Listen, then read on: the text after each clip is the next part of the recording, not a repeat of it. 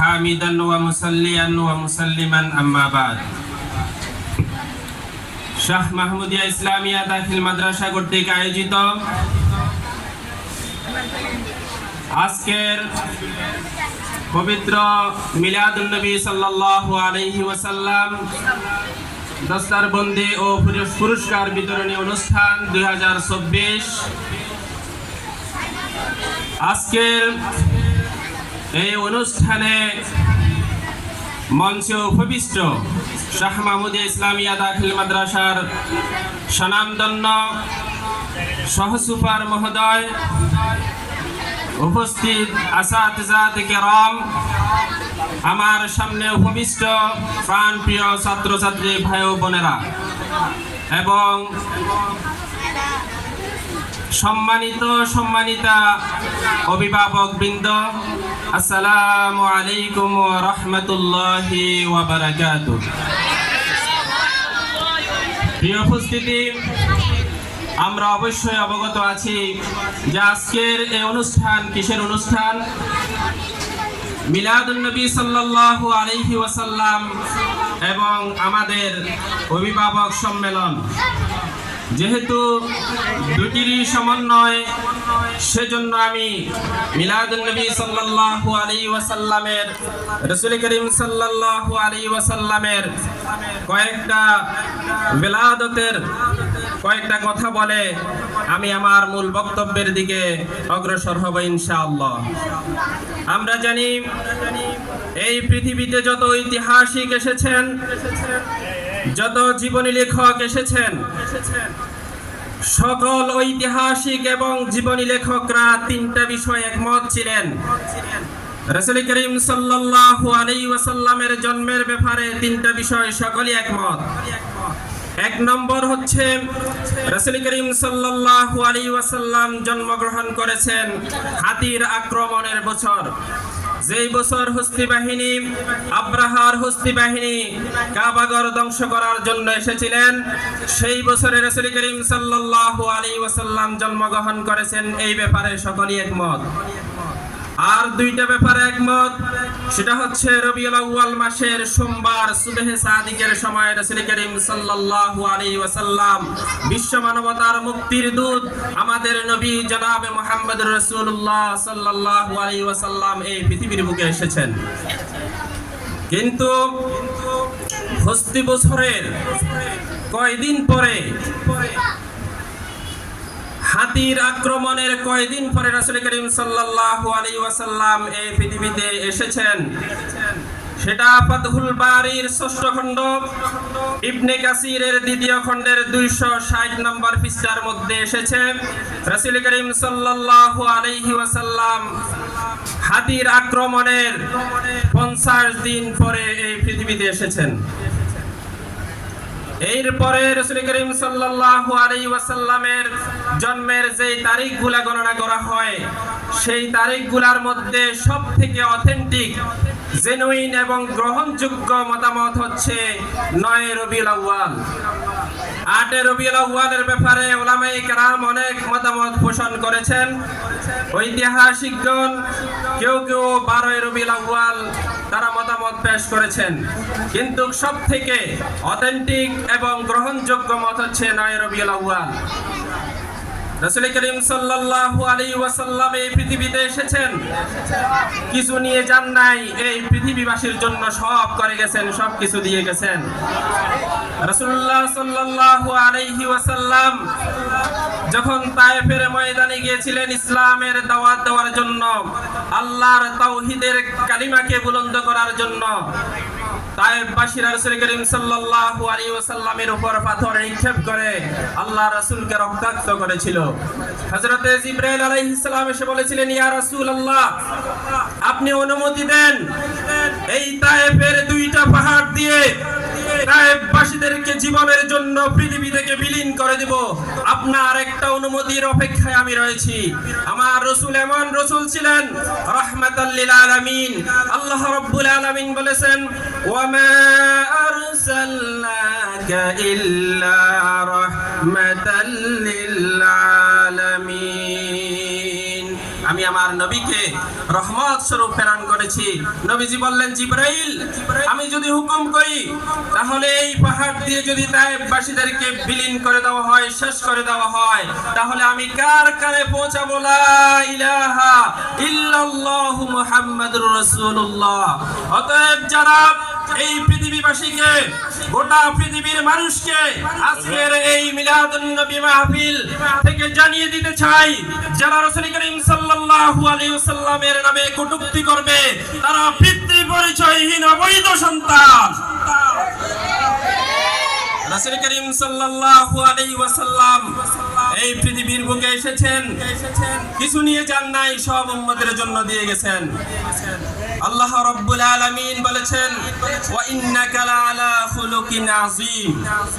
রাসূল করিম সাল্লাল্লাহু আলাইহি ওয়াসাল্লামের ক্যারেক্টার ছাত্র ভাইরা অবশ্যই জানো, আরবিতে অধিক প্রশস্ত, এটা বোঝানোর জন্য ব্যবহার করা হয় আরিদ। অধিক গভীর, সুগভীর, এই কথাটা বোঝানোর জন্য আরবিতে ব্যবহার করা হয় আমির। আল্লাহ রাব্বুল আলামিন রাসূলের চরিত্র বর্ণনা করতে গিয়ে আরিদ শব্দ ব্যবহার করেন নাই, আমিক শব্দ ব্যবহার করেন নাই।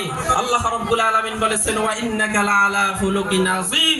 হে নবী, আপনার চরিত্র, আপনার ক্যারেক্টার এত মহৎ, আপনি এত মহৎ চরিত্রের অধিকারী যে পৃথিবীর এমন কোন পিতা নাই যেই পিতা দ্বারা আপনার চরিত্রের প্রশস্ততা মাপা যায়। পৃথিবীর এমন কোন যন্ত্র নাই যেই যন্ত্র দিয়ে আপনার চরিত্রের গভীরতা মাপা যায়। সেই জন্য আরিদ নয়, আমিক নয়, আল্লাহ রাব্বুল আলামিন ব্যবহার করেছেন ওয়া ইন্নাকা লাআলা খুলুকিন আযীম।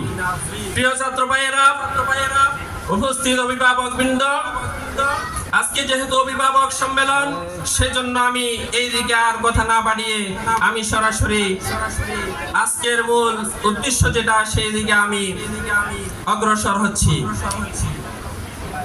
তোমরা যেই মাদ্রাসায় পড়তে এসেছো, এই মাদ্রাসায় কেন এসেছো? অভিভাবক বৃন্দরা, আপনারা আপনাদের সন্তানদেরকে মাদ্রাসায় দিয়েছেন, উদ্দেশ্যটা কি? উদ্দেশ্য হচ্ছে একমাত্র আল্লাহ রাব্বুল আলামিনের রাজবন্দি হাসিল করা। মাদ্রাসায় পড়ে দ্বিধাদ্বন্দ্বের মধ্যে ছাত্ররা ভুগে। সেটা হচ্ছে, আমি মাদ্রাসায় পড়ি কি করব? আমি তো ডাক্তার হব, আমি ইঞ্জিনিয়ার হব, আমি গবেষক হব, আমি এই হব সেই হব, এগুলো আমাদের অন্তরের মধ্যে ঘুরপাক খায়। কিন্তু তোমরা জানো না ওলামায়ে কেরামদের অবদান কি, আলেমদের অবদান কি ছিল। এই পৃথিবীর বুকে মুসলমানদের যারা বড় বড় আলেম ছিলেন, তারা কি অবদান রেখেছেন? তারা কি শুধু আলেম ছিলেন? না, আলেমের পাশাপাশি তারা ডাক্তার ছিলেন, তারা ইঞ্জিনিয়ার ছিলেন, তারা জ্যোতির্বিজ্ঞানী ছিলেন, তারা গবেষক ছিলেন। তোমরা যারা, আমি 5 জন বৈজ্ঞানিকের নাম বলবো যারা এই পৃথিবীতে আলেমও ছিলেন এবং তারা বৈজ্ঞানিকও ছিলেন। এই পৃথিবীর 5 জন বৈজ্ঞানিককে বাদ দিয়ে পৃথিবীর বিজ্ঞানের অস্তিত্ব টিকে থাকতে পারবে না। একজন হচ্ছেন আল বেরুনি, দ্বিতীয় নম্বর জাবের ইবনে হাইয়ান, তৃতীয় নম্বর ইবনে সিনা, তৃতীয় নম্বর আবুল কাসেম জাহরবি। তিনি ছিলেন চিকিৎসা বিজ্ঞানী, যে চিকিৎসার উপর তিনি 250 খণ্ডের কিতাব লিখে গেছেন। সেই কিতাবগুলো গবেষণা করে করে বর্তমান চিকিৎসা বিজ্ঞানী, হিউম্যান বডি নিয়ে যারা চিকিৎসা গবেষণা করে, যারা চিকিৎসা বিজ্ঞানী আছেন, তার কিতাব পড়ে পড়ে তারা মানব দেহের সেই চিকিৎসাগুলো করা যাচ্ছে। তাহলে তোমরা কি জানো না তোমাদের দৌরাত্ম্য কতটুকু?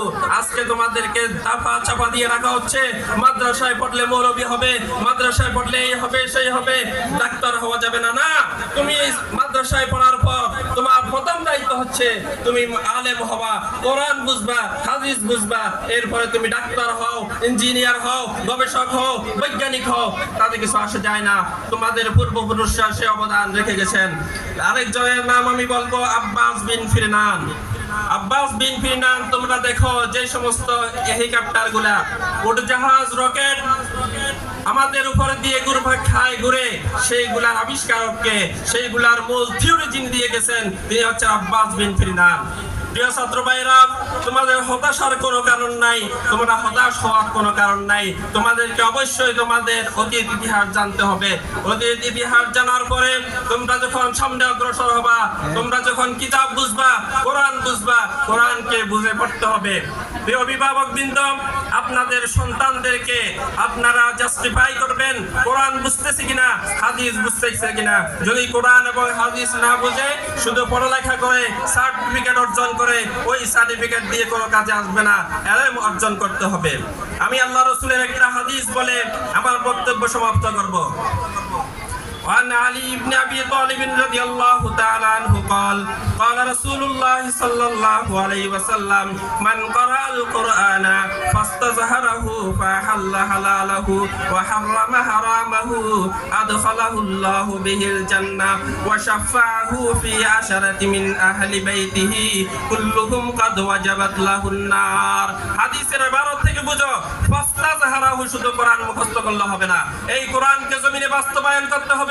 কোরআনের রাজ কায়েম করতে হবে। কোরআন দিয়ে ব্যক্তি জীবন, পরিবার থেকে শুরু করে রাষ্ট্র থেকে শুরু করে আন্তর্জাতিক জীবন পর্যন্ত কোরআনের আইন বাস্তবায়ন করতে হবে।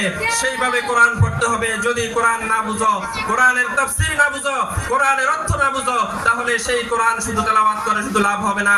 এই জন্য কোরআনকে বুঝতে হবে, কোরআনের তাফসীর বুঝতে হবে, কোরআনের অর্থ বুঝতে হবে, কোরআন তেলাওয়াত করতে হবে। কোরআনকে জমিনে বাস্তবায়ন করার জন্য যা কিছু প্রয়োজনে নিজের জীবনকে উৎসর্গ করে দিতে হবে। কবি বলেছেন, जिस शख्स ने कुरान को सीने में बसाया, जिस शख्स ने कुरान को सीने में बसाया, फिरदौस मुअल्ला में मका अपना बनाया, फिरदौस मुअल्ला में मका अपना बनाया। जिस शख्स के औलाद हुए हाफिज कुरान, महशर में मिलेगा उसे एक ताज दुरखशान। जिस शख्स ने कुरान को सीने में बसाया, फिरदौस मुअल्ला में मका अपना बनाया। 10 अहले जहन्नम की सिफारिश वो करेगा, 10 अहले जहन्नम की सिफारिश वो करेगा, फिरदौस मिले कर उन्हें साथ चलेगा। 10 ने किए हर हरफों पे फाता है मुसलमान, युकाबिल सदर इश्क है हर हामिल कुरान।